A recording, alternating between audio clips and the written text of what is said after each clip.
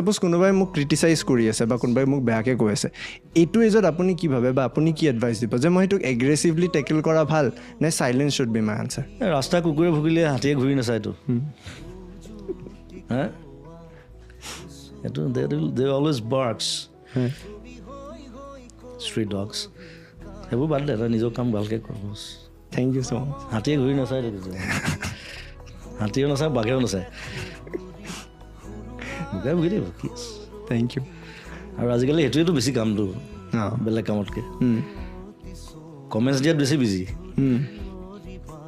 আৰু উল্টা কমেণ্টছ দি বেছি ভাল পায়, তেতিয়া লগত আৰু এসোপা লগাই লয়। চব সেই বস্তুটো বেয়া আচলতে।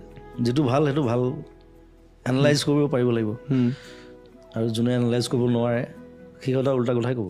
সাপোজ কোনোবাই মোক ক্ৰিটিচাইজ